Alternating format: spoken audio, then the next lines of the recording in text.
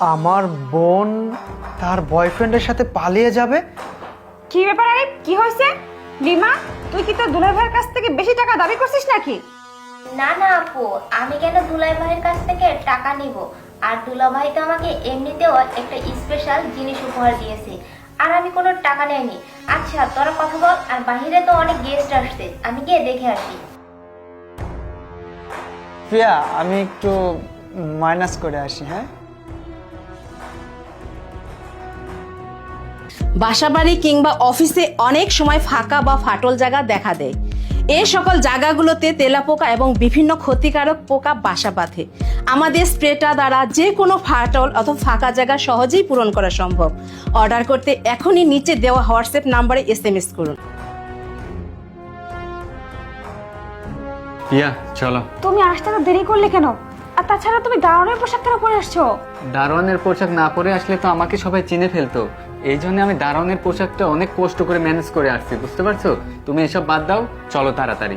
আমি তো ভাবছিলাম তুমি আজকে আসতেই পারবে না। তুমি যদি আজকে না আসতে পারতে তাহলে তো আজকে আমার অন্য কারোর সাথে বিয়ে হয়ে যেত। বললেই হলো আমি বেঁচে থাকতে আমার গার্লফ্রেন্ড অন্য কাউকে বিয়ে করবে? এটা আমি কিভাবে মেনে নেব? আমার গার্লফ্রেন্ডকে আমি বিয়ে করব। তুমি চলো তো তাড়াতাড়ি। হ্যাঁ যাবো তো অবশ্যই, কিন্তু বাড়ি ভর্তি লোকজন, কি করে যাব? কেউ যদি দেখে ফেলে?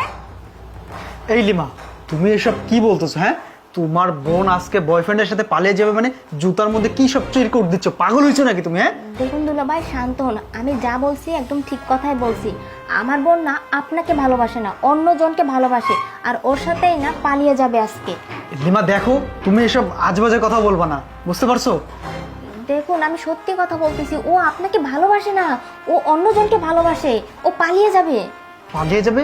তো কার সাথে যাবে? কোনো বুঝলাম না ব্যাপারটা। দেখুন দুলা ভাই, আমি তো ওখান থেকে উঠেই আসছি এর জন্য, আর আপনাকেও নিয়ে আসছি। আর আপু যেহেতু এখন ওইখানে রুমে একা বসে আছে, নিশ্চয়ই ওর বয়ফ্রেন্ড না এতক্ষণে রুমে চলে আসছে, আর আপনি তখন হাতে নাতেই ধরতে পারবেন। কি বলছো? তুমি কি ওই ছেলেকে চিনো? না না, আমি তো ওই ছেলেকে চিনি না। আমি কিভাবে চিনবো? কিন্তু আমি দেখছি কথা বলতে অনেক। আচ্ছা, আমরা তো ওই রুমে থেকে অনেকক্ষণ আগে বের হয়েছি, এর মধ্যে যদি আবার এসে যদি পালিয়ে যায়। আচ্ছা কাজ করি, তাড়াতাড়ি চলো। চলুন। আরে বাড়ি ভর্তি মানুষ আছে তো কি হয়েছে? আমি তো ছদ্মবেশে আসছি, কেউ আমাকে চিনতে পারবে না। তুমি চলো তো। আরে না না, কেউ যদি দেখে ফেলে তখন কি হবে? আরে কিছু হবে না, চলো।